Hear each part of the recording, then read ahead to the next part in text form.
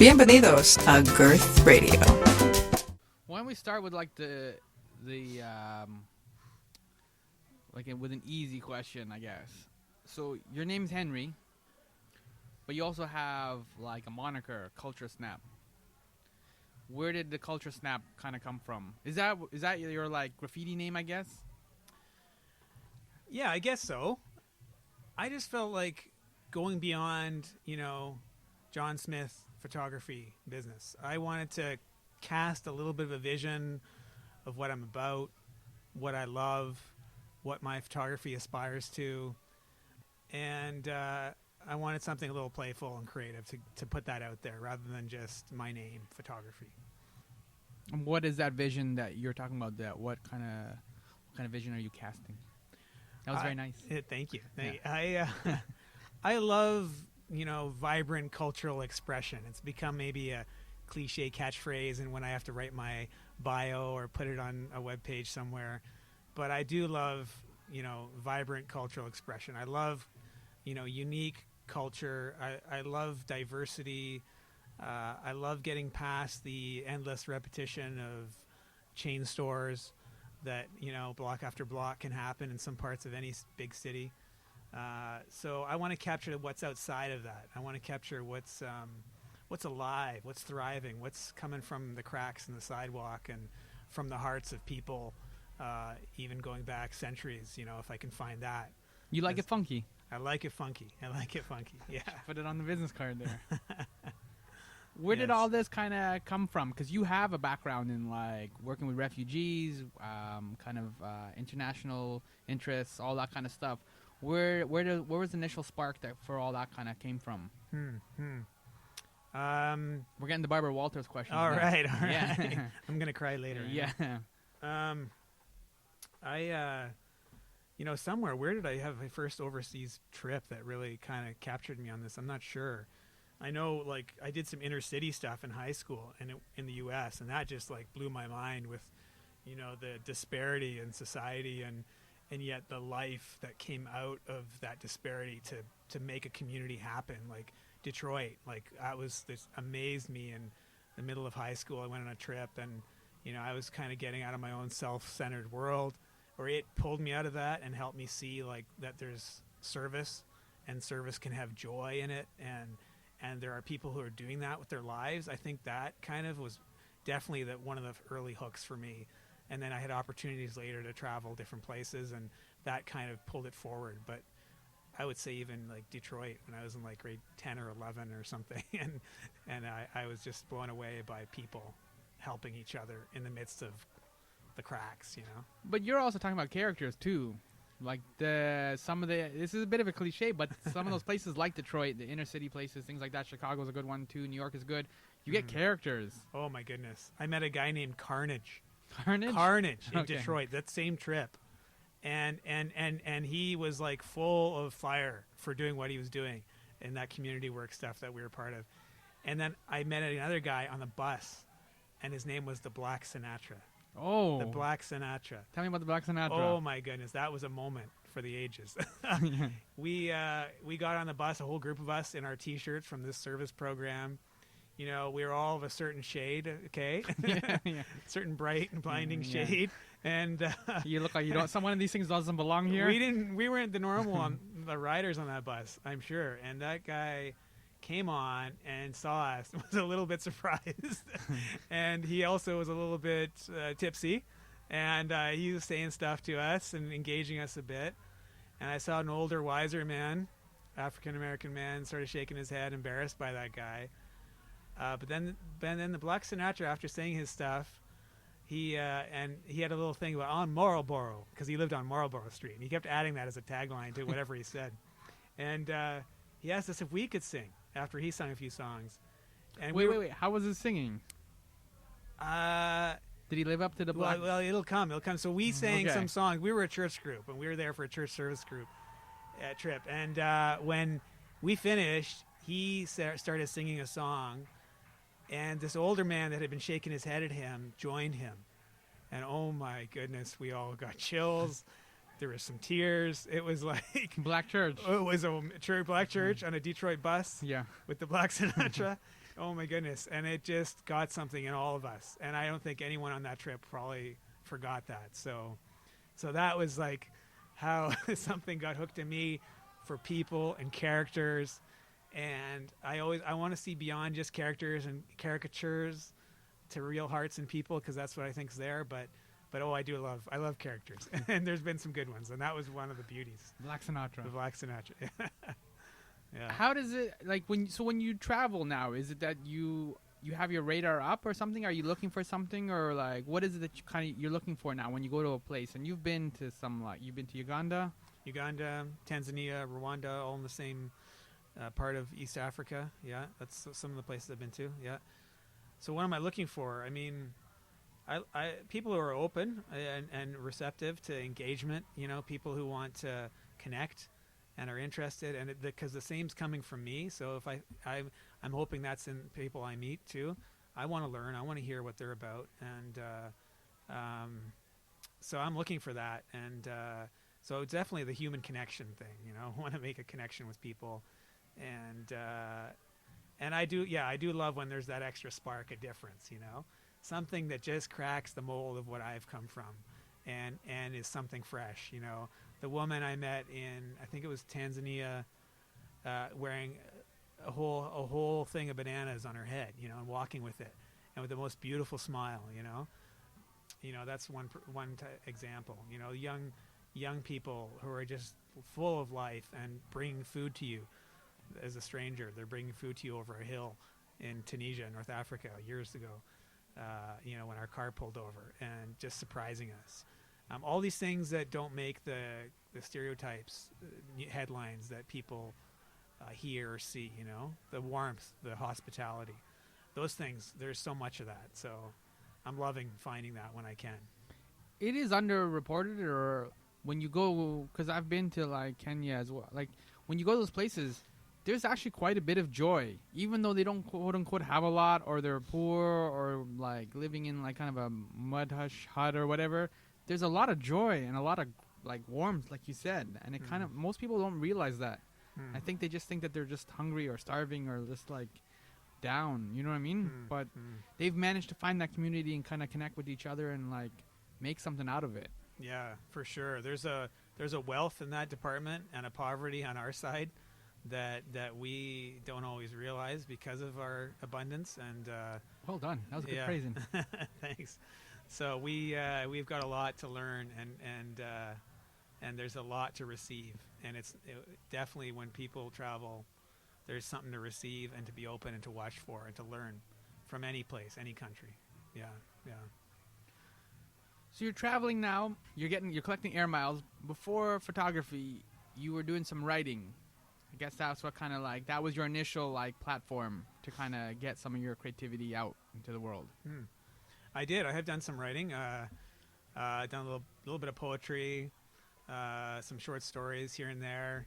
And characters were in those, like the fiction sort of stuff.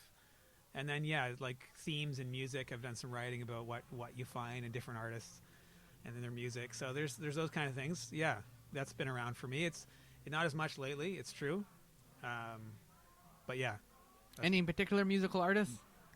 Well, you know, there's this Irish band, 30th anniversary of their biggest album this year, Joshua Tree. So yeah, U2's. Okay, I was gonna go Snow Patrol. Yeah, there you go. So I've been a big U2 fan. I've been seeing them for 33-ish years, so I'm getting up there. What was your first tour? Did you go hit up first? Was it Joshua Tree? No, before that I saw them like on War, I think, and it was Maple Leaf Gardens in like '83, and it was just the most unreal show with this guy with taking a flag and wearing it and dancing with a woman from the audience and just breaking the barriers of, you know, stage audience sort of thing, and that blew me away. So I stuck with them for a few good gigs here and there, a few different cities here and there. So yeah, like Ireland, yeah. Dublin. Yes. Saw them in Dublin. Yeah. You know it. And New York, Madison Square Gardens, Boston, L.A. So yeah, there's been a few. Been around with those guys. They've got some loyal followers, that's for sure. You find some people seeing 15, 20 shows on a tour. It's kind of nuts. More characters. More characters, yes. Such as yourself. Oh, yeah, well, Yeah. I suppose. Yeah. I fit in that group too, though. Yeah, It's like, I'm not selling you out, too. That's why I like you, Sammy. Yeah, That's there you true. go. So I blend in too. You did buy tickets for Joshua Tree to the reunion show, I guess, or the anniversary. You're not hitting me up for a pair now, are you? What are you coming off now? So Okay. yeah, this Oh, is the yeah. front. Yes, I did. I do have tickets for that show. All right, it's a very nice shirt. For the record. All right. Yeah, but you're just gonna stick with Toronto this time? Just Toronto. I don't have any plans. We got home renos going, so that's like keeping my feet on the ground more or less a All bit right. this year. The ground beneath your feet. You should have gone with that nice one. Yes. Okay, see? I have to set them all I'm up. too. grounded. I know. Yeah. I bring that up because it's like that kind of the work, especially that Bono does, is very much kind of similar to what you're talking about. Just like a lot of characters, a lot of like traveling, obviously, a lot of humanitarian work and stuff like that. And I guess does that kind of that feeds back into the work you're doing too as well? It kind of inspires you a little bit and kind of gives you a bit of a push. Definitely. That social justice bent that U2 has had, and varying degrees throughout, but a constant really through their career, has definitely inspired me. It's helped me and stretched me along the way to see things in different light. I think they recognize that hasn't been perfect. That with the way they've expressed their call for social justice, there's been errors and mistakes along the way, but they've brought their audience to a different place from where they started with them, and that's me included. But also their music, it's in their music, but there's a thread in their music that carries through their albums that I think has taught me to look for narrative in beyond music, but in life, in the world.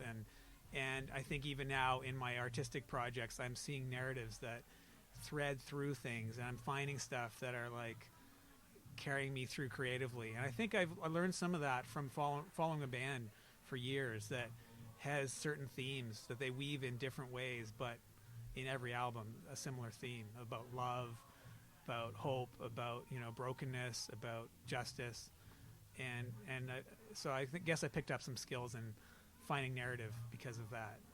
Yeah. There's no end to those things. I mean, you can't get like, normal education, you get a BA, then you get a master's or like PhD. Like you can go up these levels, but with stuff like love and justice, you're kind of almost like working through them continually. And sometimes too, it's worse because it's like you learn something and you're like, man, I knew this, like, or I forgot about it or whatever, like years ago. It's like you feel like you're learning the same like 4 or 5 things over again. You never really get you never really get ahead or seem to get a grasp on it. Amen. There's of the human heart, there is no limit. There's no failure here, just when we quit. Something to that effect. I'm paraphrasing the words, but it's a journey that keeps going. And so your journey continues. How do you get eventually then from all this traveling, meeting Black Sinatra, hanging out with U2? How do you eventually then get into photography? When I was working with World Vision, I started getting into photography again. I had shot like basic 35 millimeter film point and shoot cameras for years. I watched my dad do that. I have his camera here tonight. I took a shot of us a few minutes ago with it. Film, Canon AE1. And so he took film photos for years of us. Built his own underwater housing to use it when he went scuba diving. And so I watched my dad and develop his own film in a little powder room bathroom. So I saw my dad do a lot of that. But somewhere along the way, I was just seeing such visuals when I traveled. When I traveled with World Vision to East Africa, I realized I had to, do better with a camera. And I bought a digital SLR camera, and I started taking pictures. And one of those, from my first camera that I had digital, I won an award actually in the category of joy from Vistec Camera, just down the road here. Picture in Tanzania of these kids that are full of life. So that kind of hooked me, and I kept going with it. My photos started getting published by World Vision, in print and online, and then by some newspapers. So that thread started carrying forward for me. I found something that pulled me forward. Thread aside, what about the narrative? Because you mentioned that when you were talking about U2. Are you starting to notice now that you've been doing photography for a few years? Are you starting to notice like a consistent narrative, joy or something that you kind of keep returning to, or certain subject that you keep returning to? Yeah. Actually, I think peak moments, so like peak expression. So whether it's music or traditional or modern dance, getting those peak moments of expression when people are doing those artistic forms of expression, I'm capturing those. Bikes have shown up a lot. I realized at one point I have a whole series of bikes in different places, and I did a show of them called "The Foot That Moves the Pedal." So bikes, peak expression. Words. There's a lot of words, and I like the engagement of words and symbols and people in a frame. The combination of those, I think, to me, brings something together. I'm not doing single object still life kind of photos. I like the grit and the grime and the people and the life. Yeah, engaging each other in a single image to make you think and see something more because of the words and the people and the way they're all combined in a frame. So, and you're a big pun guy.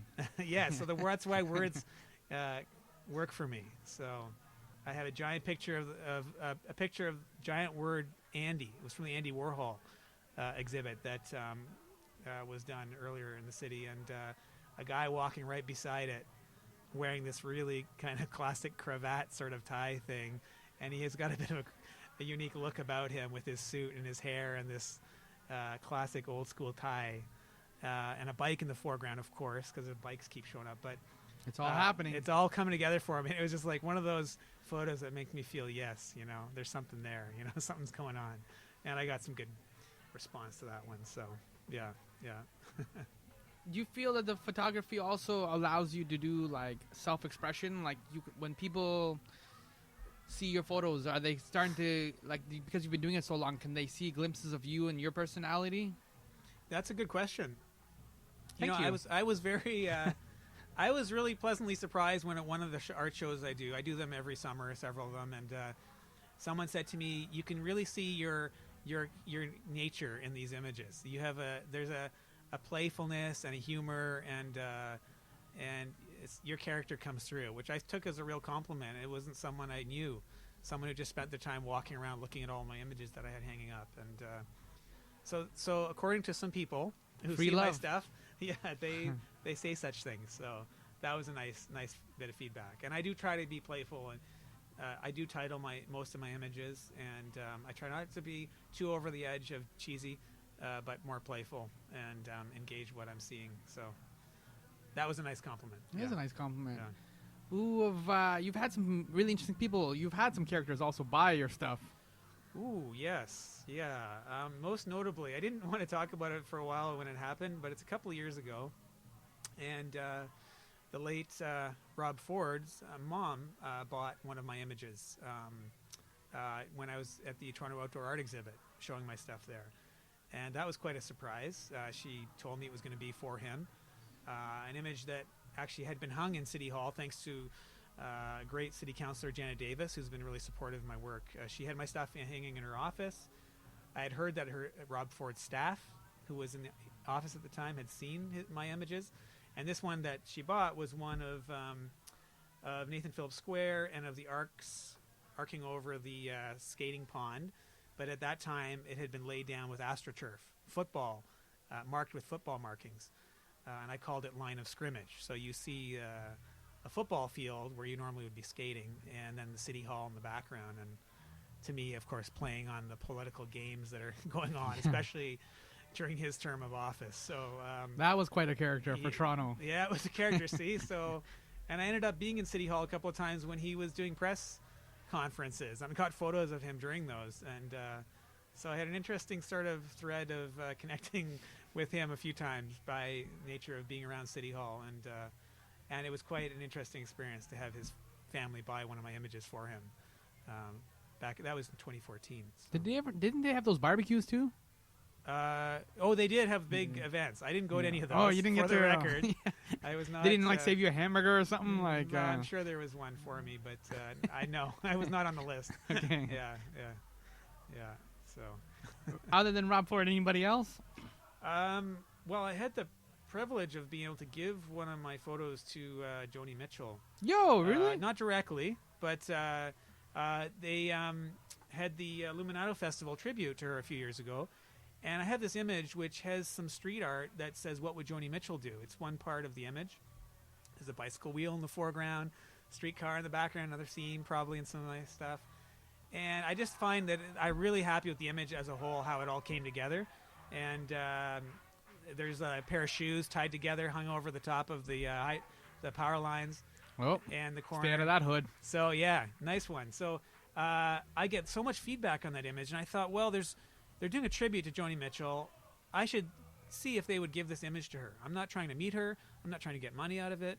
I just think, give this a try. So they said, we'll try. And a couple of weeks after Illuminato finished, they contacted me and said we offered it to her, and she accepted. So it's a nice story that Joni Mitchell has one of my images. Nice. Yeah. And she's another character too. A wonderful character. Yeah. Yes. So you start doing all this photography and other than like some of the characters and things that you mentioned, whatever. Is there any other kind of subjects that you like to photograph other than like some of the nature, some of your wit, things like that? Do you have any other type of favorite subjects? Your kids show up a lot, I notice. Yeah. Easy subjects. Yeah. I like original buildings in the city. So, people talk here in Toronto of stuff just getting razed, cut down too quickly. I have a picture that I took in 2015 of Honest Ed's, and it has a lone woman crossing the street towards the camera, and Mike Layton has that in his office right now, and I'm really proud of that image. I did it in black and white, and it's something I'm really proud of. I have one I just took a couple of weeks ago of the Silver Dollar Room, another place that's a bit threatened. They might redevelop it, who knows, but a man walking through with his dog and a whole bunch of pigeons launching up in the air, and I just felt so happy with that image, just because of all those things coming together. The great iconography, lettering, typography of the Silver Dollar Room sign, the guy with his dog, the pigeons rising up, a broken bike frame in the foreground. In the foreground, come on. Yeah. I was happy with that. I was happy. So Yeah. those are a couple things. Classic architecture, gritty street scenes. But yeah, my family gets in there. I give them a few shots. I throw them a few shots now. You got some troublemakers in there too. So I got 3 of them to keep me busy, not including my wife. Yeah. So. Do you have any favorite photographers or people's work that kind of inspires you and kind of keeps you going? Yeah. There's a guy from LA, Rinzi Ruiz, Rinzi Ruiz. He is beautiful, black and white. He does color stuff too. Beautiful stuff. There's a Indian photographer, Vineet Vohra, Vohra is his last name. He's the first Indian Leica ambassador. Shoots with a Leica camera. I took a workshop with him in San Francisco last year. Wonderful, wonderful work he does. There's one of the old school photographers, Andre Kertész, Kertesz. I really love his work. I studied him in a course I took on history of photography, and beautiful stuff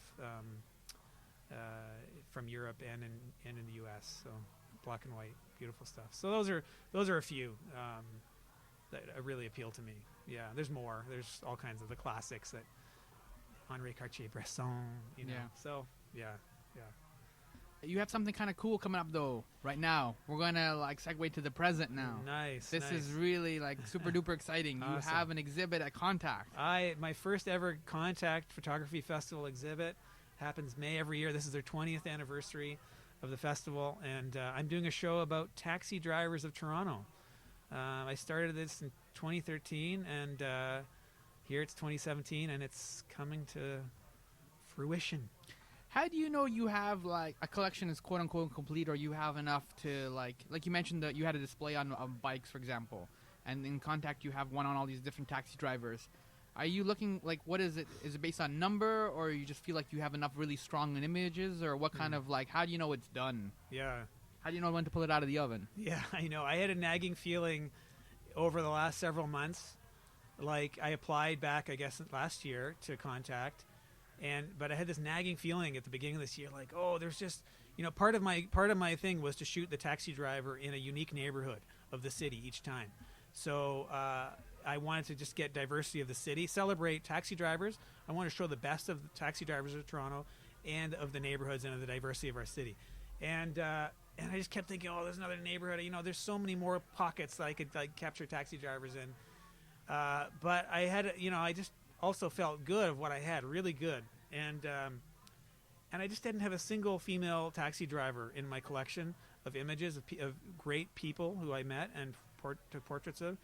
And finally, I got one in March, and I just felt like, finally I've got a female diver. There's hardly any of them, and I feel like with what I have and with her, she was a wonderful person, wonderful interview, really great driver. I felt like, yes, I can feel like this is something I can put forward as a complete offer to people to look at. So How come there are no female? As you were saying that too. How come there are no female taxi drivers? Is it the safety thing, or is well, it? I asked her about that. She started 2 years ago. She does only drive during the day, but she says she's never felt threatened or felt unsafe. She's always felt welcomed by passengers as well as other drivers. She's told me that, and she said when she started there's like 18 2 years ago, and now there's about 40. So it's increasing. There's more female taxi drivers. It's growing. So she, didn't have any fear about it, but she does just drive during the day. So, All right. yeah. So you would meet, I guess, a taxi driver, and you're looking for your characters again. You're looking for somebody a little bit funky, somebody a little bit wacky, I guess, fun. And then you would also do an interview with them, right? That's right. Yeah, I'd include an saying? interview with them. Yeah. So I can tell you one time I was at Union Station on Front Street, right there between Union and Royal York Hotel, and there's a lineup of vehicles. And I call it cold calling. If you're like a marketer, that's what you do. Try to get people to get business, give you business. I have a spiel, and I'm very quick after telling them who I am and what I'm about, reassuring them that I'm trying to show the best of Toronto taxi drivers. And I had to do that more as I went along, because when I started, Uber wasn't really a thing. They became a thing as I went along in the project. So there was more apprehension, defensiveness, and irritation with what's happening to their industry that I encountered as I went along. But so there I am on in front of Union Station, and I went through a whole row, like 10, 12 cars, and I went back, and they slowly moved past, and then I went to the next kind of lineup, and I got to this one guy, and his face, he had a brightness in his face. He had this kind of woven straw hat, really kind of hip, stylish, fun. And I thought, oh, please, let me get this guy. Let him say yes to my spiel, And I was a little tired, too. But I thought, yes, this is the kind of guy I would love to interview. And we chatted up. Sometimes I have to listen for 10 minutes, and he listened to venting. But this time I didn't. And he said, okay. And right away when they say, okay, I feel like I'm on the clock, because I know they've got people waiting to, I feel like they're waiting for their next ride, and they feel like they're losing money. But they've always been very generous. Once they say yes, they've been very kind with their time. And this guy, he and his wife, I discovered, support 60 kids back in Bangladesh. Wow. I could not believe it. 60 kids. They started with a few, and they just kept growing over the years. He's been driving for quite a long time now. And I just thought, wow, that I could, get his portrait, but also tell a bit of this guy's story, Swapan's story, that he's, supporting 60 people, young kids back home, he and his wife. What a wonderful thing, This is the kind of thing I wanted people to know about taxi drivers. They're not just, an extension of the gears of the vehicle, the wheel. They are real characters, but wonderful characters, and doing good things and part of this community. So it was a gift to meet people like that. That's one of the drivers I met. This is more of a serious segue, but it's like, it's especially with the Trump stuff in the U.S. now, there's a lot more kind of, pressure with this whole thing with like immigrants and refugees and all these things. Sometimes people don't even know the difference between those things.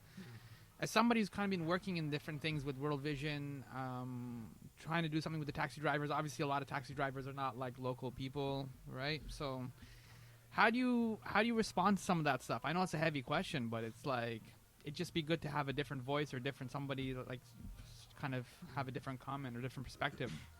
And you certainly have that stuff as a character yourself. Thank you. Thanks. Well, something I learned when I worked with World Vision is that when you work in a community and you do community development, it's not about riding in and making things happen from your outsider's perspective, but helping a community see their own strengths and recognizing and valuing what already exists within their community and harnessing that to make something happen. So it's something called appreciative inquiry. you start to appreciate what you already have and what's within you, what's within your community, what strengths exist, and how can we start collaborating to make those come together to make change happen.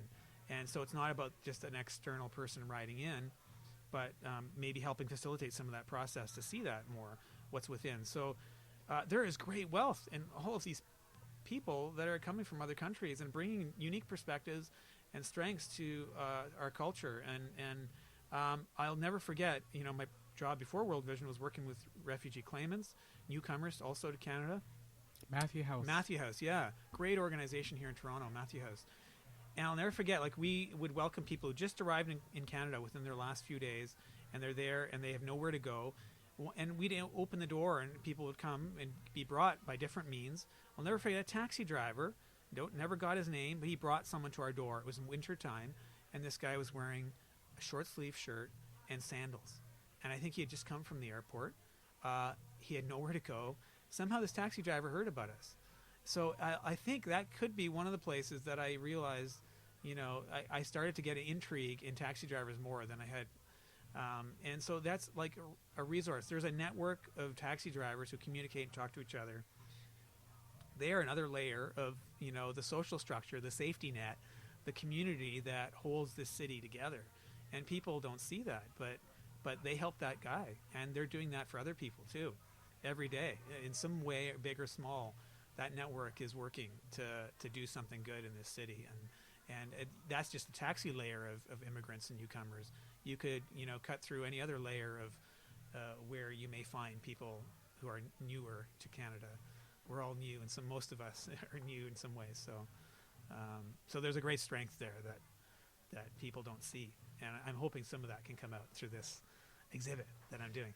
Very well done. That was like full circle. I was like, whoa, you had some media training or something. Oh, yeah, maybe. Yeah. And so the exhibit, like you said, will be at Contact. Contact runs for the whole month of May? Yes, it does. The whole month of May. Yeah. And where is your art gallery that's going to be hosting your photos, your taxi driver series? What is the series called again? It's called Taxi Drivers of Toronto. # Taxi Drivers of TO. Look at you with the hashtags all like hip and stuff. Oh, like yeah. I got something going on. Typing up your tweets. Yeah, working on them. And so the show exhibit is at the Daniel Spectrum building. It's in Regent Park, 585 Dundas Street East. And Artscape is this great organization here in Toronto. They have many different locations and venues that they use to facilitate community-based arts in the city. And great curator there, Elle, who's helping organize the show. So Artscape's being a real help. Beck Taxi's been helpful in some steps in my journey as well, so I'm thankful to them for helping me out. So yeah, it's at Daniel Spectrum Building in Regent Park. So great community, awesome stuff happening there, and great venue. And there's another show going on there as well at the same time with Stephen Lewis Foundation. So if you come out, you can see both exhibits. That's really good with all your kind of like the stuff you've been talking about with like helping people, and I'm excited to see what Stephen Lewis Foundation has going on too. Yeah. Yeah, that's nice. Yeah, that's another character too. Oh yeah, good one. Yeah. How do you feel as a photographer? How do you feel about selfie sticks? Oh, why are you asking me this? What? You haven't seen me use one before, have you? I might have been on the receiving end of one. Well, or two or three. I joke that I just joked with someone today about my haircut that 5 or 6 years later, if something was trendy, I'll come around and do it. So you're slow but steady. Yes, the turtle wins the race or whatever. But it is a very nice haircut, by the way. Oh, thank you.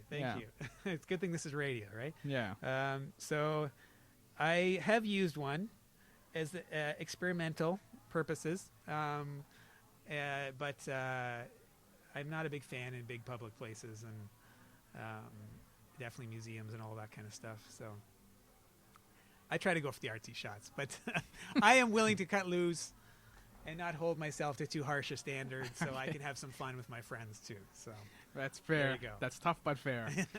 And so now you've been experimenting with film, like you said, you have your dad's camera and stuff like this. Has it kind of made you appreciate digital more? Has it made you appreciate film more, or like do you go back and forth? Because there's a lot of different gear, lenses, all kinds of stuff with photography. So how do you kind of know what to play with, or what you're comfortable with, or what you want to experiment with, whether it's a selfie stick or physical film or like whatever it is. Yeah, the whole gear acquisition syndrome, as they call it, with camera photography is pretty serious for a lot of people.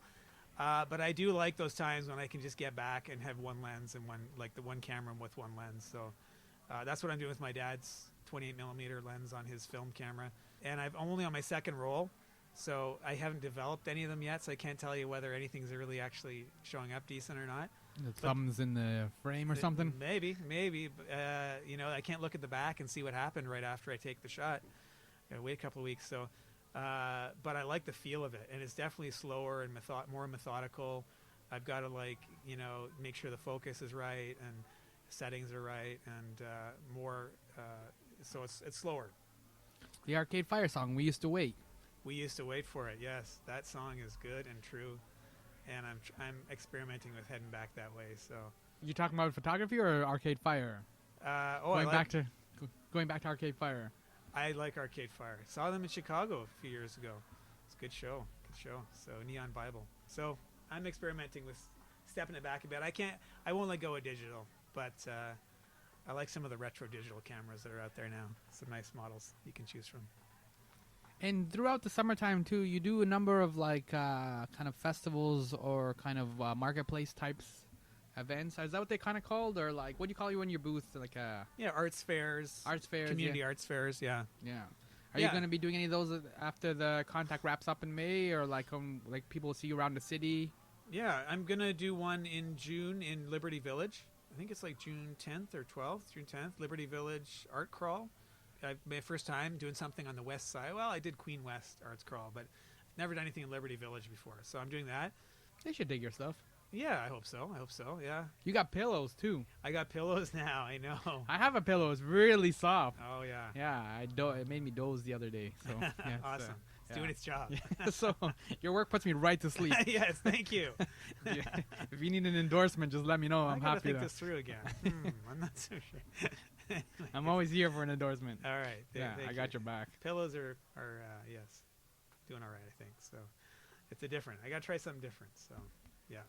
Yeah, is that though? So that's the only one you kind of have right now booked, and just kind of see how the summer goes. I do twice a year. I've been doing one at the hospital for sick kids. They've got like an atrium, and they have a spring one and a Christmas one or December one, and I'm doing one in May 12th. It's a Friday. It's at the spring market at the hospital for sick kids. So it's a Friday, May 12th. Yeah. Okay. Yeah. I'll drop by again. I dropped by last time. Oh yeah. Cool. That was nice. Yeah. Right beside the cafeteria there. Yeah, it's a good setup. You can eat and check out the stuff. And then you can pick up a pillow and then go and get a nap afterwards. Yeah, it's a few tables there. You can stretch out. That's a good day.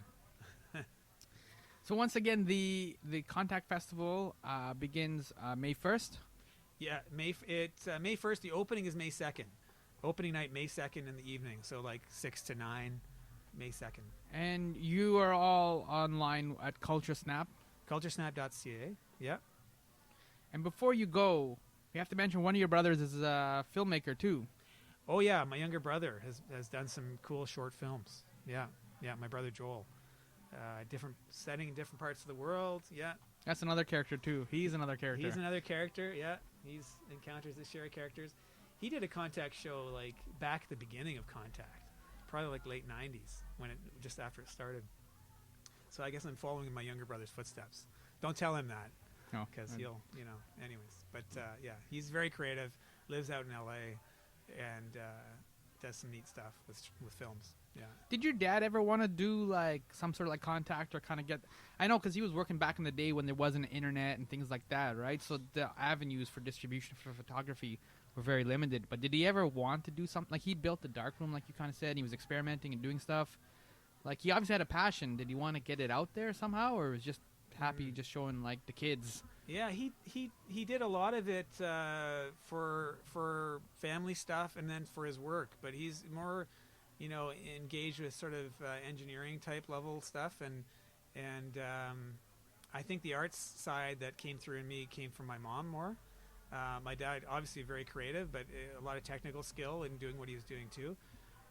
So I don't think he was ever seeking like artistic public expression with what he was doing. It was more functional for his work purposes. He documents some of the things he was doing, as well as just enjoying life with the family and getting family memories. So, Do your kids roll their eyes at you sometimes when you're like, or are they happy participants? oh, they'd be doing it now throughout this whole interview. Yeah, I could It'd imagine. be like multiple times. My comment about my hair Yeah. earlier, so yes, they've I'm got glad they don't let you get away with stuff. They give you the business. Oh yeah, I got one this morning with calling. Anyways, I won't get into that, but I get them every day. Yeah. But I dish them back too, Yeah. pretty good. So we have some fun. That's another set of characters too. You're raising quite the characters. Raising some characters. Yeah. All right, thank you so much, Henry, for like coming in and talking photography and traveling the world and talking characters, Black Sinatra. Yes. So, Thank you, Sammy. Great to be here. Thanks to Girth Radio. Thanks for your support. Please come out to my event May 2nd and check out Taxi Drivers of Toronto and all the other great Contact Photo Festival stuff. Check them out. Look them up. Whole catalog of stuff worth seeing. Awesome.